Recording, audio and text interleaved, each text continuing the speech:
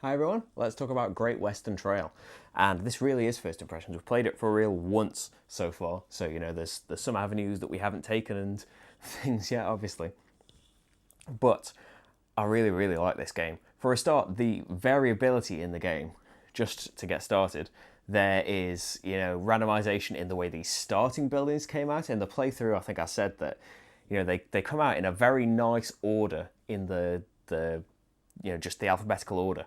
And when you change this up, it forces you to kind of rethink that, oh no, I'm not going to have this available. So that's a way it changes. Your personal buildings, which we didn't really get into, it just, I was going to show off all of the things, but people didn't end up building in the end. These are two-sided. And at the beginning of the game, one person kind of flips them all into the air and decides if it's going to be the A side or the B side, and then everybody else copies so everyone has the exact same abilities available for that game. That's another thing that changes. And then there is the difference in what's going to come out in the job market. All of these things, coupled with the same station master bonuses, are going to be out every game, but they're going to be in a different order. So many things can happen. So that's a real plus for it. I can see it having legs for multiple games because all of these different things can happen. One variable thing that I'm not too sure about, I will mention right now that as this is my first impressions and I'm kind of shaky about it, I'll recommend that if you haven't seen it already, John Gets Games, his channel has a huge in-depth review of the game and all its intricacies and goes in a lot more detail than I will here. I will say that in the game that we had, we did encounter a similar problem in that we just kept getting terrible hands. I don't think it happened too much in this game. I think, at worst, I think I had to go to Topeka once, which lost me 3 points, but got me an objective card. Not too bad. In the game that I played with Rachel, we kept getting such terrible hands, just getting, whole hands full of jerseys that we couldn't do anything about for one reason or another. And I think it ended up a little worse for Rachel in that she had to go to Kansas City, which gives you 6 money, but loses you 6 points at the end of the game, which can be a big deal. And luckily for us, it happened to both of us at similar times. Not quite at the same time, but while it was holding me back for a long time, then it happened to Rachel and she just kept drawing terrible things.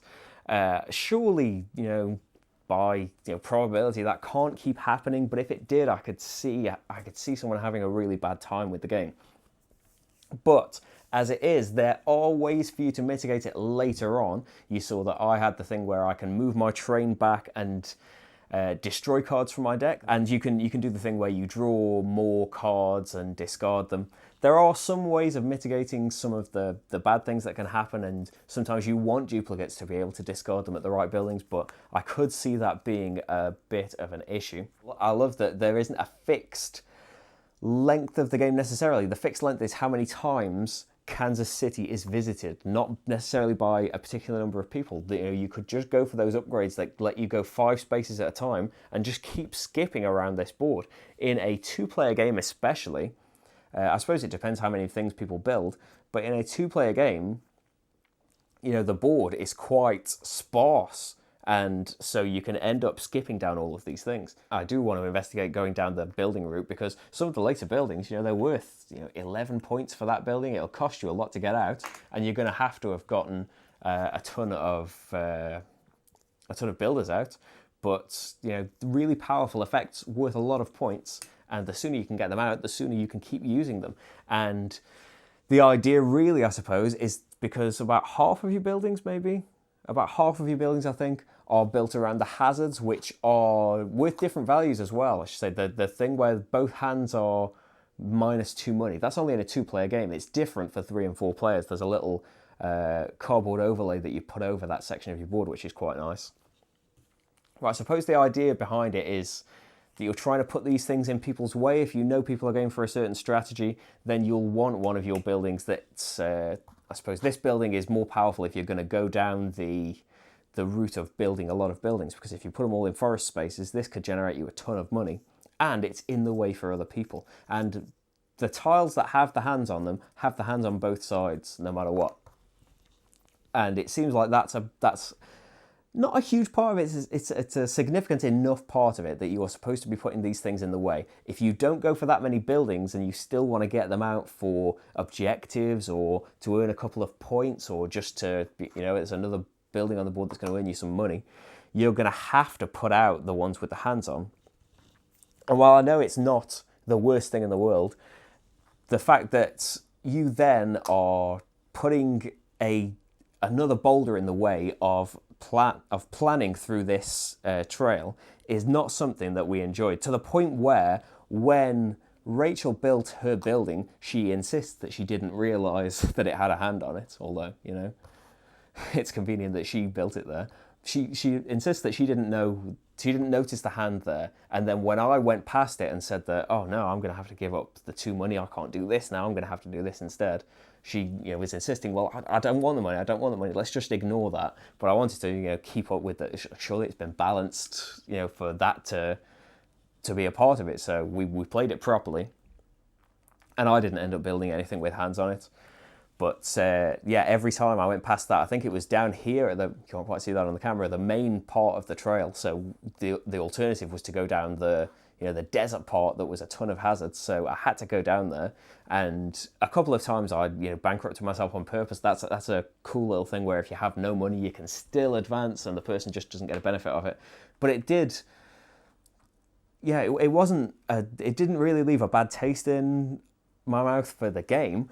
But it was just a little hiccup of, oh, there's that stupid thing that we've got to do again. Why, we were having such a nice time that why is this little hurdle, this little bitter hurdle of, oh, we don't really want to do that. So maybe it's, as I said, it's not really that big a deal, but it is something that I kind of think this would be even higher in my estimation if it didn't have that little part of it, or if it was optional or something. There is that other part that if you want to play like that, the game is supposed to be this kind of thing where, oh, you've built that building in the hazard space. Well, good luck ever using that again, because I'm going to put all of these things there to, rob you of all of your money before you get there. And we obviously never play like that. But that is a significant part of the game, I think. Anyway, despite saying that, saying that it would be higher in my estimation, it's still very, very high. I really, really enjoyed our game of it so far, and really just love the theme of it, love the amount of variability, as I said, and the computation of trying to work out, well, what is my strategy?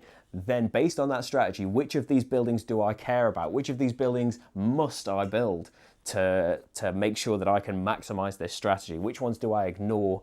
And which do I risk getting rid of the cattle to get the money that I need to be able to do this amazing action? But then what if I draw a ton of duplicates, and then when I go to Kansas City, I'm going to be ending up delivering to Kansas City and losing 6 points in the process, which, unlike the rest of the cities, can be done repeatedly. It hasn't happened to us yet, but if you get into a real downward circle, all of these other cities can only be gone to once. So if you have a disc in every city up to, like, say, El Paso, which is a 12 value, and then you don't reach anything, you're stuck in Kansas City again and again and again. So you'd better improve your position before anything like that happens. But yeah, so far, really, really loving the game. So many ways to victory, so many different variable things to set up. Really, really loving Great Western Trail, and it seems that most everyone else is at the moment anyway. So that's Great Western Trail. Thank you for watching, and I'll see you for the next game. Bye, everyone.